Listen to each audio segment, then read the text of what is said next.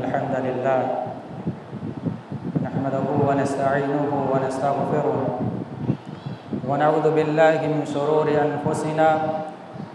ومن سيئات أعمالنا من يهد الله فلا مضل له ومن يضلل فلا هادي له وأشهد أن لا إله إلا الله وحده لا شريك له وأشهد أن محمدًا عبده ورسوله أما بعد فإن خير الحديث كتاب الله وخير الهدي هدي محمد صلى الله عليه وسلم وشر الأمور محدثاتها وكل محدثة بدعة وكل بدعة ضلالة وكل ضلالة في النار أعوذ بالله من الشيطان الرجيم بسم الله الرحمن الرحيم إن عدة الشهور عند الله 12 شهرا في كتاب الله يوم خلق السماوات والأرض منها 4 حرم ذلك الدين القيم فلا تظلموا فيهن أنفسكم. وعن سهل بن سعد رضي الله تعالى عنه قال ما عدوا إلا من مقدمة النبي صلى الله عليه वसल्लम إلى المدीना। मोहतरम सामीन, मेरे लिए ये बड़ी ही खुशी की बात है कि उस्ताद मुहतरम फ़ज़ीलतुल शेख मौलाना मदरुल हक मदनी हफ़िज़हुल्लाह की ज़ेर निगरानी में आप लोगों के सामने कुछ कहने की जसारत कर रहा हूँ। आज के इस प्रोग्राम का मेरा मौजू है माह मुहर्रम के तारीख़ी और शरई हैसियत। अगर हम इस मौजू पे गौर करें तो हमें इस मौजू में 2 पहलू मिलते हैं। पहला ये कि माह मुहर्रम की तारीख़ी हैसियत क्या है, और दूसरा पहलू माह मुहर्रम के शरई हैसियत क्या है। तो सबसे पहले हम अपने पहले पहलू पर गुफ्तगू करेंगे इस माह मुहर्रम की तारीख़ी हैसियत क्या है। चूँकि एक मुसलमान होने के नाते हमें अपनी तारीख़ का पता होना चाहिए, हमें अपनी तारीख़ मालूम होनी चाहिए। हमें मालूम होना चाहिए कि आखिर माह मुहर्रम से ही साल का आगाज़ क्यों किया गया, या फिर इस्लामी साल को आगाज़ करने का मकसद क्या था। अगर हम दुनिया के अंदर देखें, मज़ाहिब आलम में देखते हैं तो हमें बहुत सारे ऐसे लोग मिल जाते हैं जिन्होंने अपने अपने नए साल की शुरुआत किसी न किसी तरीके से की है। कोई किसी के विलादत के मौके को अपना नया साल बनाया, तो कोई किसी की वफ़ात को अपना नया साल बनाया, तो कोई किसी अपने कौमी वाक़े को लेकर अपने साल की इब्तिदा करता है। लेकिन इस्लामी साल हिजरी ये एक ऐसे वाक़े से वाबस्ता है जिससे हमें ये सबक मिलता है कि अगर इंसान अल्लाह रब्बुल आलमीन के कलमे को बुलंद करने के एवज़ में अगर उसके ऊपर ज़िंदगी को तंग कर दिया जाए, चारों तरफ से उसके ऊपर मसाइब व आलाम को लाद दिया जाए, उसके दोस्त व अहबाब भी उसके दुश्मन बन जाएं, या इसी तरीके से उसके गांव के लोग उसको मार देने पर तुले हों, उसको गांव से निकाल देने पर तुले हुए हों, तो ऐसी सूरत में इस्लाम हमें क्या सिखलाता है। इस्लाम हमें ये नहीं सिखलाता है कि हम उसके साथ मसालत कर लें, उससे मिलजुल जाएं, या कुफ्र के साथ हम बातचीत कर लें ताकि उनका ज़ोर कमज़ोर पड़ जाए, बल्कि इस्लाम हमें यह सिखलाता है कि हम ऐसी जगह से अपनी हुज्जत को तमाम करते हुए वहाँ से हिजरत कर जाएं अल्लाह रब्बुल आलमीन की रज़ा के लिए। अल्लाह रब्बुल आलमीन ने जिस दीन को भेजा है उस दीन को ऐसी जगह पर हम अल्लाह रब्बुल आलमीन की हुज्जत को मुकम्मल करके वहाँ से हिजरत के लिए निकल जाएं। सवाल ये पैदा होता है कि आखिर माह मुहर्रम से ही इस्लामी साल का आगाज़ क्यों किया गया। इस्लामी साल का आगाज़ हज़रत उमर फ़ारूक़ रज़ियल्लाहु ताला अन्हु के दौरे खिलाफत में किया गया। एक मरतबा हज़रत अबू मूसा अशअरी रज़ियल्लाहु ताला अन्हु ने हज़रत उमर फ़ारूक़ रज़ियल्लाहु ताला अन्हु को, जो गवर्नर थे, उनको उन्होंने ख़त लिखा और ख़त में कहा कि ए अमीरुल मोमिनीन, आपके ख़तूत हमारे पास आते हैं, आपके लेटर्स हमारे पास आते हैं, लेकिन आपके लेटर्स में तारीख़ नहीं लिखी हुई होती है, उसमें डेट या महीना नहीं लिखा होता है, जिससे हमें ये अंदाज़ा लगाने में मुश्किल होता है कि आखिर ये आपका ख़त किस तारीख़ का है, किस महीने का है। लिहाजा आप तारीख़ लिख दिया करें, आप अपने लेटर्स पे, अपने ख़तूत पे आप तारीख़ लिख दिया करें, ताकि हमें अंदाज़ा हो सके कि आपके ये ख़त किस तारीख़, किस महीने के हैं। और यह भी बयान किया जाता है कि हज़रत उमर फ़ारूक़ रज़ियल्लाहु ताला अन्हु के दौरे खिलाफत में उनके पास एक ख़त आया। उस ख़त के अंदर सिर्फ़ शाबान लिखा हुआ था, सिर्फ़ महीने का नाम शाबान लिखा हुआ था। तो उमर फ़ारूक़ रज़ियल्लाहु ताला अन्हु ने जब उस ख़त को पढ़ा, उस लेटर को पढ़ा, पढ़ने के बाद उमर फ़ारूक़ ने कहा कि इस ख़त में जो शाबान लिखा हुआ है, इस शाबान से कौन सा शाबान मुराद है? जो शाबान गुज़र गया वो शाबान मुराद है, या जो शाबान अभी चल रहा है वो शाबान मुराद है, या फिर आइंदा आने वाले साल का शाबान मुराद है? इससे कौन सा शाबान मुराद है? इस तरीके से सहाबा इकराम के दरमियान ख़ुतूत में मुश्किलें पेश आया करती थी। तो हज़रत उमर फ़ारूक़ रज़ियल्लाहु ताला अन्हु, हज़रत अबू मूसा अशअरी जो उस वक्त यमन के गवर्नर थे, उनसे उनके मशवरे पे उमर फ़ारूक़ रज़ियल्लाहु ताला अन्हु ने सहाबा इकराम की मीटिंग बुलाई, सहाबा इकराम को बुलाया और सहाबा इकराम के पास ये उस मसले को रखा और कहा कि इसका हल निकाला जाए, इसका कोई हल निकाला जाए जिससे ये अंदाज़ा लगाने में आसान हो सके, हमारी तारीख़, हमारे ख़तूत या हमारे साल, हमारे महीने का अंदाज़ा हम लगा सकें कि ये हमारे ख़तूत किस महीने, किस तारीख़ के हैं या किस साल के हैं। सहाबा हज़रत उमर फ़ारूक़ रज़ियल्लाहु ताला अन्हु ने सहाबा इकराम को जमा किया। सहाबा इकराम की मीटिंग बैठी हुई है, जिसमें से बाद सहाबा इकराम ने कहा कि हम जिस वक्त नबी सल्लल्लाहु अलैहि वसल्लम पैदा हुए, जिस वक्त नबी सल्लल्लाहु अलैहि वसल्लम के जिस महीने में नबी अलैहिस्सलातु वस्सलाम की विलादत हुई, हम उस महीने को इस्लामी साल का पहला महीना मुकर्रर कर लेते हैं, मान लेते हैं। किसी सहाबा इकराम ने कहा कि जिस महीने, जिस वक्त, जिस दिन अल्लाह के नबी सल्लल्लाहु अलैहि वसल्लम पर वही नाजिल हुई, हम उस दिन को अपना इस्लामी साल, इस्लामी महीना मुकर्रर कर लेते हैं। तो कुछ सहाबा इकराम ने यह मशवरा दिया कि जिस महीने अल्लाह के नबी सल्लल्लाहु अलैहि वसल्लम की वफ़ात हुई, हम उस महीने को इस्लामी साल का पहला महीना मुकर्रर कर लेते हैं। हज़रत उमर फ़ारूक़ और दिगर सहाबा इकराम को ये राय, ये मशवरा पसंद नहीं आया।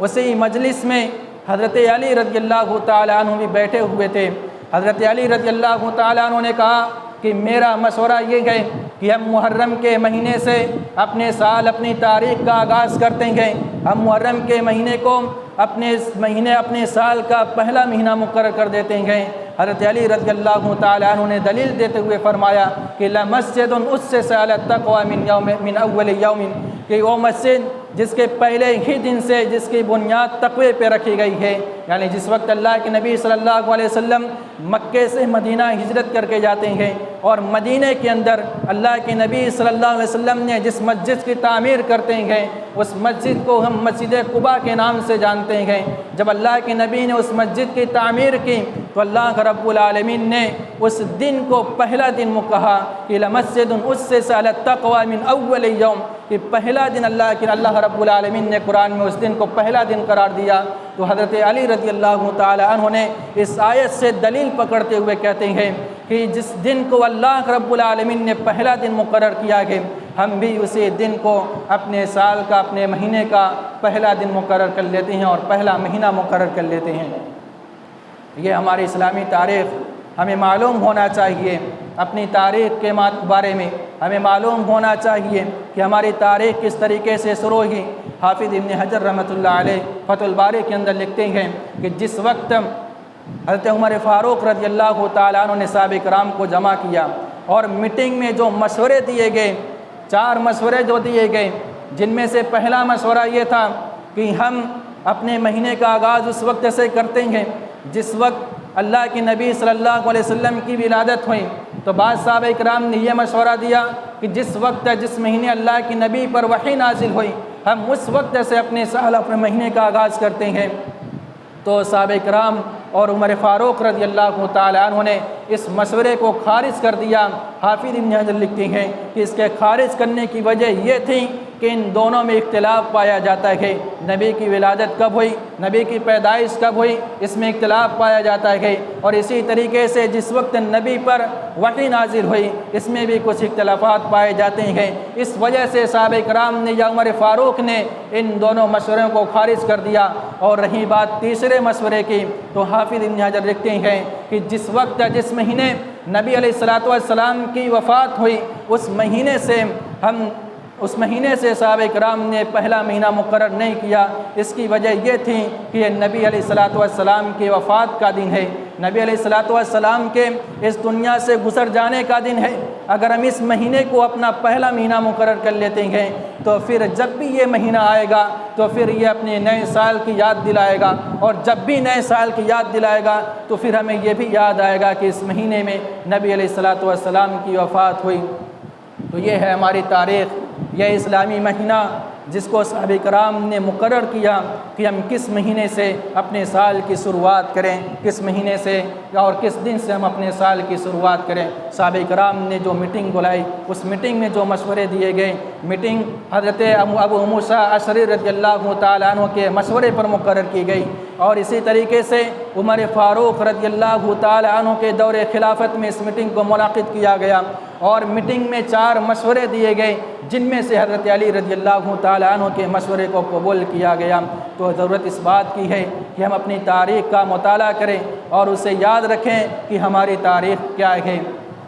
आइए हम अपने मौजू के दूसरे पहलू पर चलते हैं कि माह मुहर्रम की शरई हैसियत क्या है। इस्लाम ने माह मुहर्रम को, मुहर्रम के महीने को क्या हैसियत, क्या मकाम व मर्तबा दिया है। तो सबसे पहला जो मकाम व मर्तबा इस महीने को हासिल है वो महीना, ये महीना 4 हुर्मत वाले महीनों में से एक है। ये महीना 4 हुर्मत वाले महीनों में से एक है। जैसा कि अल्लाह रब्बुल आलमीन ने कुरान मजीद के अंदर इरशाद फरमाया कि इन्ना इद्दतश्शुहूर इंदल्लाहि 12 शहरन फ़ी किताबिल्लाहि यौमा खलक़स समावाति वल अर्द, कि महीने की गिनती रब्बुल आलमीन की किताब में जिस वक्त से अल्लाह रब्बुल आलमीन ने ज़मीन व आसमान को पैदा किया है उसी वक्त से महीने की गिनती अल्लाह के नज़दीक 12 है। यानी साल में 12 महीने हैं जिनमें से 4 हुर्मत वाले महीने हैं और 4 हुर्मत वाले महीने हैं। उसके बाद अल्लाह रब्बुल आलमीन फरमाता है कि फ़ला तज़लिमू फ़ीहिन्ना अनफ़ुसकुम, कि तुम अब इन 4 महीनों में अपने आप पर, अपने नफ्स पर तुम जुल्म न करो, अपने आप पर, अपने नफ्स पर इन 4 महीनों में जुल्म न करो। सही बुखारी और मुस्लिम की रिवायत है। हज़रत अबू हुरैरा रज़ियल्लाहु ताला अन्हु बयान करते हैं कि अल्लाह के नबी सल्लल्लाहु अलैहि वसल्लम इन 4 महीनों की तफसील बयान करते हुए फरमाते हैं कि ये 4 महीने कौन से हैं। अल्लाह के नबी अलैहिस्सलातु वस्सलाम बयान करते हैं कि ये 4 महीने जिनमें से 3 महीना लगातार है, जो एक के बाद एक लगातार आते हैं, जिनमें से ज़ुल्क़ादा, ज़ुल्हिज्जा और मुहर्रम, ये तीनों महीने लगातार आते हैं और एक महीना मुहर्रम का महीना है। तो हमें ये मालूम हुआ कि यह मुहर्रम का महीना ये अल्लाह रब्बुल आलमीन के हुर्मत वाले महीनों में से एक महीना है। और यही नहीं, कुफ़ार मुशरिकीन भी इस महीने की अज़मत व इज़्ज़त और इसकी तकरीम किया करते थे। इस महीने के कुफ़ार मुशरिकीन के दरमियान अगर उनके दरमियान कोई लड़ाई झगड़ा चलता, कत्ल व क़िताल चलता, अगर वो दूसरों के आपस में अगर वो कत्ल व क़िताल करते, जब यह महीना हुर्मत वाला उनके पर आ जाता तो अपनी तलवारों को मियानों में रख देते थे कत्ल क़िताल को बंद कर देते थे, अपनी लड़ाई झगड़ों को रोक दिया करते थे, सिर्फ़ इस महीने की इज़्ज़त और आबरू के लिए कि अल्लाह रब्बुल आलमीन के नज़दीक ये महीना बड़ा ही अज़मत वाला महीना है। सिर्फ़ इसलिए कुफ़ार मुशरिकीन भी इस महीने की इज़्ज़त व इसका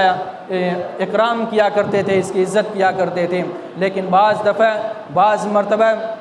कुफ़ार मुशरिकीन जब ये देखते लड़ाई झगड़े के दरमियान, चूँकि उस वक्त कुफ़ार मुशरिकीन के दरमियान हर कबीले के दरमियान कोई ना कोई अदावत और दुश्मनी हुआ करती थी और हमेशा उन लोगों में लड़ाई झगड़े हुआ करते थे। जब ये कुफ़ार मुशरिकीन ये देखते कि हमारे पास हुर्मत वाला महीना आने वाला है और हम लड़ाई में मसरूफ़ हैं, हमारे दरमियान जंगें जारी हैं, अब हुर्मत वाला महीना आ रहा है, हमको लड़ाई रोकनी पड़ेगी। लेकिन अगर वो ये देखते कि हम लड़ाई को नहीं रोक सकते हैं, यानी ये लड़ाई अब रुकने वाली नहीं है, तो अगर उनके ऊपर हुर्मत वाला महीना आ जाता तो फिर ये कहते कि जो मुहर्रम का महीना चल रहा है हम इसको कोई और महीना करार दे देते हैं। यानी अगर लड़ाई झगड़ा करते वक्त जो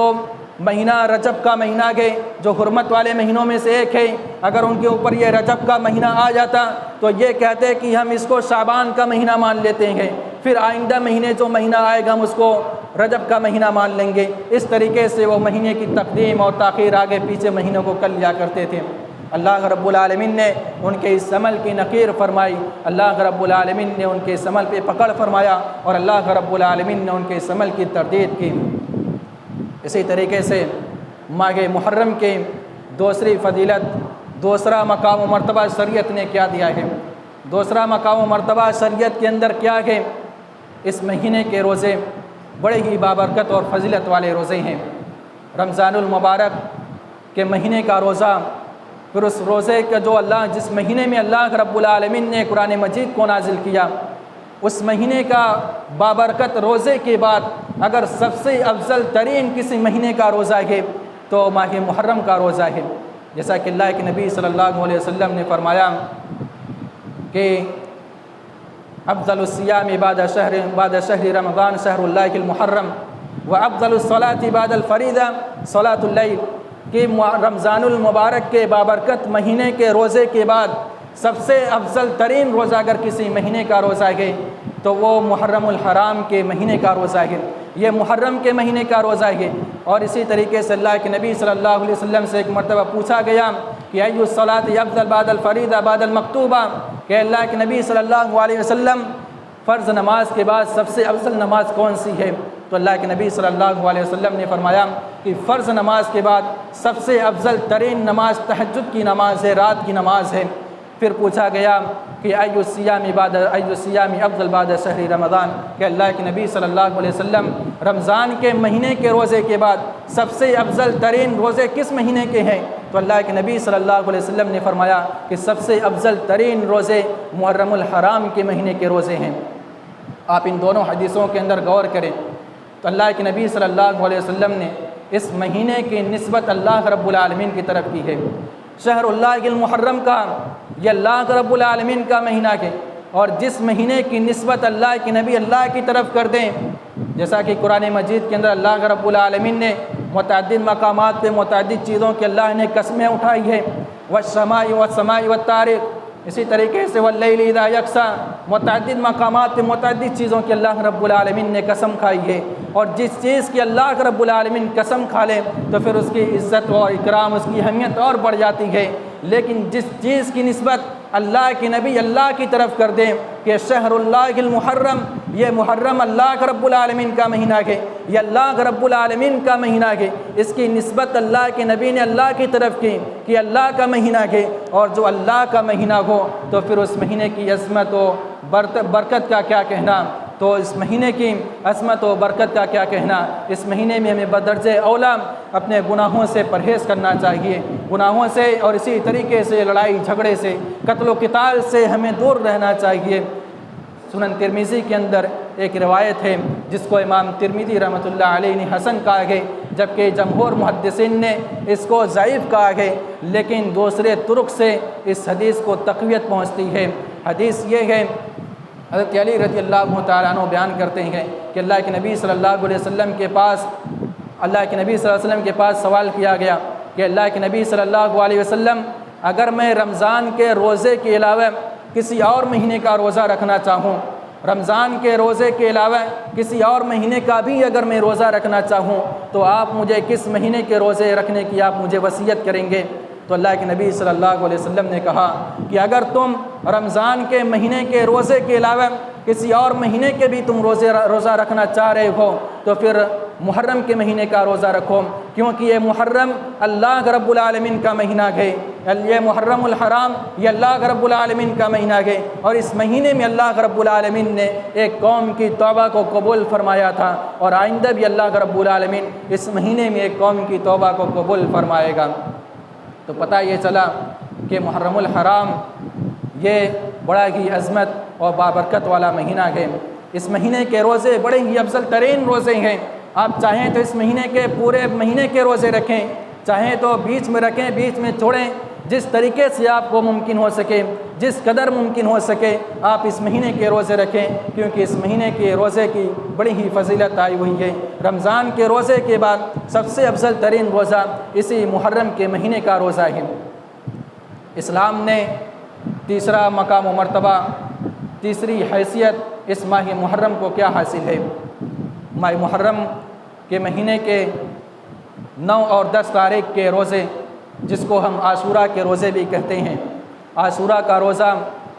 ये बड़े ही फजीलत का हामिल है। अल्लाह के नबी सल्लल्लाहु अलैहि वसल्लम फरमाते हैं कि यहतसिबु अलल्लाहि अन युकफ्फिर सनत अल्लती क़ब्ल, कि आशूरा का रोज़ा, यह आशूरा का रोज़ा मुझे उम्मीद है कि अल्लाह रब्बुल आलमीन एक साल के गुनाहों का कफ़ारा इसे करार देगा, एक साल के गुनाहों को अल्लाह रब्बुल आलमीन माफ़ कर देगा। अल्लाह के नबी फरमाते हैं जो शख्स इस महीने के 9 और 10 तारीख़ का रोज़ा रखेगा, मुझे अल्लाह से उम्मीद है कि अल्लाह रब्बुल आलमीन उसके एक साल के पिछले सगीरा गुनाहों को माफ़ कर देगा। इस तरीके से इस महीने की फजीलत आई हुई है। इसी तरीके से इस माह मुहर्रम की जो और मकाम मर्तबा इसको हासिल है वो ये है कि इस महीने के अंदर कुफ़ार व मुश्रिकीन भी इस महीने की 9-10 तारीख़ का रोज़ा रखा करते थे। जैसा कि सही बुखारी में सैयदा सिद्दीक़ा आयशा रज़ियल्लाहु ताला अन्हा से मरवी है कि फरमाती हैं कि दौरे जाहिलियत के अंदर कुफ़ार व मुश्रिकीन भी इस महीने का, इस दिन का रोज़ा रखा करते थे। इस 10 मुहर्रमुल हराम का रोज़ा कुफ़ार व मुश्रिकीन भी, मक्का के कुरैश भी रखा करते थे। जो मुश्रिकीन थे, कुफ़ार थे, वह भी इस 10 मुहर्रमुल हराम के महीने का रोज़ा रखा करते थे, 10 तारीख़ का। और जब अल्लाह के नबी सल्लल्लाहु अलैहि वसल्लम भी रखा करते थे। जब अल्लाह के नबी मक्के से हिजरत करके मदीना जाते हैं तो अल्लाह के नबी ने वहाँ भी रोज़ा रखा। अल्लाह के नबी ने वहाँ भी जाकर रोज़े का एहतमाम किया, 10 तारीख़ के रोज़े का, और वहाँ जाकर सहाबा कराम को हिदायत भी दी, सहाबा कराम को हुक्म भी दिया कि आप लोग इस 10 तारीख़ का रोज़ा रखें। बल्कि अल्लाह के नबी सल्लल्लाहु अलैहि वसल्लम ने ऐलान करवाया मक्के की गलियों में कि जाकर ऐलान कर दो कि जिस शख्स ने कुछ खा पी लिया है वो अब मगरिब की अज़ान, मगरिब तक कुछ खाए पिए न, खाने पीने से परहेज़ करें। और अगर जो शख्स अगर कुछ खाया पिया ना हो तो वो शख्स रोज़े की नीयत कर ले, क्योंकि आज आशूरा का दिन है, क्योंकि आज 10 मुहर्रमुल हराम का दिन है। हज़रत आयशा सिद्दीक़ा फरमाती हैं कि उसके बाद अल्लाह के नबी सल्लल्लाहु अलैहि वसल्लम ने फरमाया, उसके बाद आयशा सिद्दीक़ा फरमाती हैं कि जब अल्लाह के नबी मदीने में पहुँचे, जब रमज़ान के रोज़े फ़र्द कर दिए गए, उसके बाद ये आशूरा के 10 तारीख़ के रोज़े की फ़र्ज़ियत मनसूख हो गई, इसको हटा दिया गया। इसी तरीके से एक रवायत में आता है कि सहाबा कराम ने अल्लाह के नबी सल्लल्लाहु अलैहि वसल्लम से कहा, जब अल्लाह के नबी सल्लल्लाहु अलैहि वसल्लम ने सहाबा कराम को तलकीन की, ताक़ीद की कि ऐ मेरे सहाबा, तुम भी 10 तारीख़ का रोज़ा रखा करो, तुम भी इस 10 तारीख़ का रोज़ा रखा करो, क्योंकि ये बड़ी फजीलत के रोज़े हैं। तो सहाबा कराम ने अल्लाह के नबी से कहा कि अल्लाह के नबी सल्लल्लाहु अलैहि वसल्लम, इस दिन को यहूद व नसारा भी बड़ी ही ताज़ीम और अहमियत देते हैं, बड़ी ही ताज़ीम देते हैं। तो फिर आप सल्लल्लाहु अलैहि अल्लाह के नबी इस दिन को यहूद व नसारा बड़ी ही ताज़ीम और इज़्ज़त देते हैं। गोया कि आप यहूद व नसारा की मुखालफत करने का हुक्म देते हैं, यहाँ तो उनकी मुवाफ़क़त हो रही है। यहूद व नसारा भी रोज़ा रख रहे हैं और हम भी रोज़ा रख रहे हैं। गोया कि उनकी मुआफ़क़त हो रही है। तो अल्लाह के नबी सल्लल्लाहु अलैहि वसल्लम ने फरमाया कि मैं अगर आइंदा साल ज़िंदा रहा, अगर मैं आइंदा साल ज़िंदा रहा तो इंशाअल्लाह ज़रूर 9 तारीख़ का रोज़ा रखूँगा, इंशाअल्लाह ज़रूर मैं 9 तारीख़ का रोज़ा रखूँगा। इस हदीस से मालूम हुआ कि अल्लाह के नबी सल्लल्लाहु अलैहि वसल्लम ने यहूदियों की मुखालिफत को बयान करते हुए ये फरमाया कि यहूदियों की मुखालफत करते हुए हम 9 तारीख़ का भी रोज़ा रखें, मुहर्रमुल हराम की 9 तारीख़ का भी रोज़ा रखें। दीगर हदीस का अगर हम मुताला करें, नबी अलैहिस्सलातु वस्सलाम की सीरत का अगर हम मुताला करें तो हमको ये मिलता है कि नबी सल्लल्लाहु अलैहि वसल्लम ने किस तरीके से सहाबा किराम को ये तलकीन दी कि तुम यहूदो नसारा की मुखालफत करते रहो, हर चीज़ में जहाँ तक हो सके तुम यहूदो नसारा की मुखालफत करते रहो, उनकी मुआफ़क़त न करो। अल्लाह के नबी ने फरमाया कि यहूदो नसारा अपने बालों को कलर नहीं कराते हैं, तुम अपने बालों को कलर कराओ काले रंग के अलावा। इसी तरीके से अल्लाह के नबी ने फरमाया कि यहूदो नसारा अपने जूते पहनकर चप्पल पहनकर वो नमाज़ नहीं पढ़ते हैं, तुम जूते और चप्पल पहन कर भी नमाज़ पढ़ो। इस तरीके से मुतअद्दिद मकामात पर अल्लाह के नबी ने सहाबा किराम से कहा कि खालिफुल यहूद, यहूद व नसारा की मुखालफत करो, उनकी मुखालफत करो। लेकिन आज हमारा हाल ये है कि हम कदम बे कदम उनके कदम को मिलाते हुए चल रहे हैं, उनको देखते हुए आज हमारे नौजवानों के गलों के अंदर भी देखने को मिलता है कि चैन पहने हुए होते हैं, हाथों के अंदर कड़े और धागे हुए होते हैं, उनके लिबास की तरह हमारे लिबास भी हो गए, उनके खाने पीने उनके चलने फिरने की तरह सारी चीज़ें आज हमने यहूद व नसारा की अपना ली है, जबकि अल्लाह के नबी सल्लल्लाहु अलैहि वसल्लम ने इसे सख्ती से मना किया है। और अल्लाह के नबी सल्लल्लाहु अलैहि वसल्लम ने यहाँ तक फरमाया कि अल्लाह के नबी ने यहाँ तक फरमाया कि मन तशब्बह बिक़ौमिन फहुव मिनहुम, कि जिसने किसी कौम की मुशाबहत इख्तियार की वो मुझ में से नहीं गए। आज गौर कीजिए हमारे समाज में, आज गौर कीजिए अपनी सोसाइटी में बहुत सारे ऐसे आपको मिल जाएंगे जो उनके मुआफ़क़त में अपने बालों को भी हेयर स्टाइल इस तरीके से बनाते हैं जिसको अल्लाह के नबी सल्लल्लाहु अलैहि वसल्लम ने मना और हराम करार दिया है। अल्लाह के नबी सल्लल्लाहु अलैहि वसल्लम ने जिस तरीके से आज हमारे नौजवानों के दरमियान चल रहा है, हेयर इसको कज़ा बोलते हैं और कज़ा कहते हैं कि बाल के कुछ हिस्से को काट देना, उसको बारीक कर देना और कुछ हिस्से को ऐसे ही बड़ा बड़ा रखे रहना। अल्लाह के नबी सल्लल्लाहु अलैहि वसल्लम ने इसको हराम करार दिया है, अल्लाह के नबी ने इससे मना किया है। तो ज़रूरत इस बात की है हम इन तमाम चीज़ों से परहेज़ करें, गुरेज करें जिन चीज़ों से अल्लाह के नबी सल्लल्लाहु अलैहि वसल्लम ने मना किया है। और वो वालिदैन जिनके अपने बच्चे हैं उनको भी चाहिए कि वो अपने बच्चों की निगरानी करें, उनको अपनी मातहत रखें, क्योंकि यही वो बच्चे हैं ये अल्लाह रब्बुल आलमीन की अमानत हैं। हो सकता है कि कल क़यामत के दिन आज आपके यही बच्चे आपका गरीबान अल्लाह रब्बुल आलमीन के पास पेश करें, आपका गरीबान पकड़ कर आपको अल्लाह के पास ले जाकर ये कह सकते हैं कि अल्लाह ये दुनिया के अंदर मेरा बाप था जिसने मुझे दुनिया के अंदर मुझे शरई तालीम नहीं दी, जिसने मुझे दुनिया के अंदर शरई उलूम से आरास्ता नहीं किया, मैं कुछ गलत करता मेरा बाप खामोश होता, अगर आज मैं जहन्नम में जा रहा हूँ तो मैं अपने बाप की वजह से जा रहा हूँ, लिहाजा इसको भी जहन्नम में डाल। तो अल्लाह रब्बुल आलमीन ने इसीलिए शायद कुरान में फरमाया है कि इन्नमा अम्वालुकुम व औलादुकुम फितना, कि ये मालो औलाद तुम्हारे लिए फ़ितना है। तो ज़रूरत इस बात की है कि हम इन फितनों से बचें, इससे परहेज़ करें, इससे गुरेज करें और अपने बच्चों को शरई तालीम से आरास्ता व पैरास्ता करें, उन्हें शरई तालीम दें। इसी तरीके से आखिरी बात मैं कहकर अपनी बात को ख़त्म करूँगा। वह इस महीने के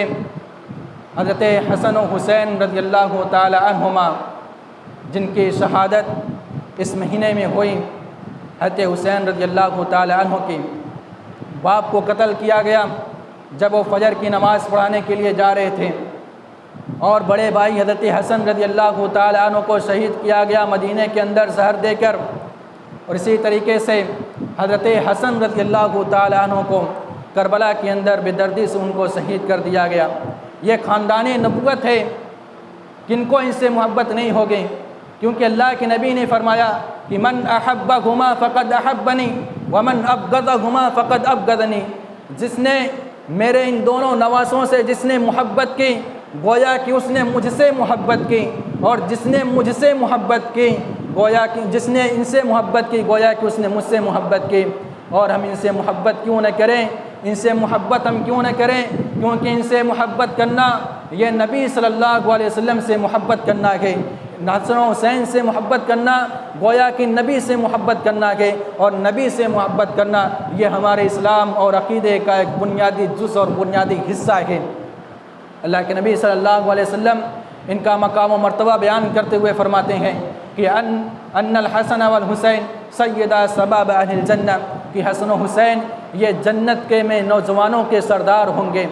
ये जन्नत में नौजवानों के सरदार होंगे हसन हुसैन। लेकिन ऐसे मौके पर नबवी तालीम क्या है, अल्लाह के नबी सल्लल्लाहु अलैहि वसल्लम ने हमें तालीम क्या दी है, अल्लाह के नबी सल्लल्लाहु अलैहि वसल्लम ने हमें क्या हिदायत दी है कि अगर कोई आपका चाहे कितना ही करीबी हो, आपके दिल के कितने ही करीब क्यों ना हो, जिसको आप अपनी जान से भी ज़्यादा चाहते हो, अगर वो शख्स मर जाए या कत्ल कर दिया जाए, शहीद हो जाए, तो ऐसी सूरत में नबी सल्लल्लाहु अलैहि वसल्लम ने फरमाया कि लैसा मिन्ना मन ज़रबल खुदूद व शक्कल जुयूब व दआ बिदावल जाहिलिया, वो हम में से नहीं गए जो किसी की मौत पे अपने गालों को नोचे, अपने सीने को चाक करे, गरीबान को चाक करे, और इसी तरीके से अपने बालों को खोल कर और जाहिलियत की तरह चीखो पुकार करने लगे, चीखने लगे। अल्लाह के नबी सल्लल्लाहु अलैहि वसल्लम ऐसे लोगों के मुतालिक कहती हैं कि ये मेरी उम्मत से नहीं है, इनका मुझसे कोई ताल्लुक़ नहीं है, इनका मुझसे कोई ताल्लुक़ नहीं है। बल्कि अल्लाह के नबी सल्लल्लाहु अलैहि वसल्लम ने यहाँ तक फरमाया कि अगर कोई तुम्हारा कितना ही महबूब हो, तुम्हारे दिल के कितना ही कोई क्यों न करीब हो, जिसको तुम अपने दिल अपनी जान से भी ज़्यादा चाहते हो, उसकी मौत पे, उसकी वफ़ात पे आप 3 दिन से ज़्यादा आप गमी का इजहार भी नहीं कर सकते हैं। अल्लाह के नबी ने इसकी भी इजाज़त नहीं दी है। तो नबी तालीम ये है कि किसी की मौत पे, किसी की वफ़ात पे या किसी के शहीद हो जाने पे अल्लाह के नबी सल्लल्लाहु अलैहि वसल्लम ने फरमाया, अल्लाह के नबी ने फरमाया कि आप 3 दिन से ज़्यादा उस पर गम का इजहार नहीं कर सकते हैं। और इसी तरीके से किसी की वफ़ात पे, किसी के शहीद हो जाने पे, किसी के मर जाने पे आप चीख पुकार नहीं कर सकते हैं, चीखो पुकार वावेला आप नहीं कर सकते हैं। अल्लाह के नबी ने इससे मना फरमाया। तो आप बतलाइए, हम अपने दिल की बात माने या अपने दिमाग की बात माने या उसकी बात माने जिसको हमने आइडियल और नमूना बना लिया है, या फिर नबी सल्लल्लाहु अलैहि वसल्लम की बात को माने। ज़ाहिर सी बात है हम नबी अलैहिस्सलातु वस्सलाम की तालीमात को मानेंगे, नबी अलैहिस्सलातु वस्सलाम की बातों को मानेंगे। नबी अलैहिस्सलातु वस्सलाम की बातों को मानना, नबी अलैहिस्सलातु वस्सलाम की तालीमात पे अमल करना, नबी अलैहिस्सलातु वस्सलाम की तालीमात को मानना गोया कि अल्लाह रब्बुल आलमीन की तालीमात को मानना है। और अल्लाह रब्बुल आलमीन ने अपनी तालीमात को हज्जतुल विदा के मौके पर मुकम्मल कर दिया है कि अल-यौम अकमलतु लकुम दीनकुम व अतममतु अलैकुम निअमती व रज़ीतु लकुमुल इस्लाम दीना, कि आज हमने इस्लाम को मुकम्मल कर दिया है। अब इसमें किसी भी तरह से कमी और ज़्यादती की कोई गुंजाइश नहीं है। अब इसमें किसी भी तरीके से कोई कमी नहीं की जा सकती है या इस्लाम के नाम पे कोई ज़्यादती नहीं की जा सकती है। जिस तरीके से अल्लाह के नबी सल्लल्लाहु अलैहि वसल्लम ने जो दीन हमारे सामने पेश किया है, अब वही दीन हमको लेकर चलना है, उसमें कोई भी कमी और ज़्यादती करने की गुंजाइश शरीयत इस्लामिया ने किसी को भी नहीं दी है। आखिर में अल्लाह रब्बुल आलमीन से दुआ करता हूँ कि बारे लगा हम तमाम मुसलमानों को माह मुहर्रम की हुर्मत और उसकी अज़मत को हमारे दिलों के अंदर बैठा दे। बारे लगा हमें नबी अलैहिस्सलातु वस्सलाम के तालीमात पर अमल करने की तौफ़ीक़ अता फ़रमा। बारे लगा जब तक तू हमें इस दुनिया के अंदर ज़िंदा रख, ईमान व इस्लाम पर ज़िंदा रख, और जब हमारा ख़ात्मा हो ख़ात्मा बिल खैर हो। व आखिरु दावाना अनिल हम्दुलिल्लाहि रब्बिल आलमीन। अस्सलामु अलैकुम व रहमतुल्लाहि व बरकातुहू।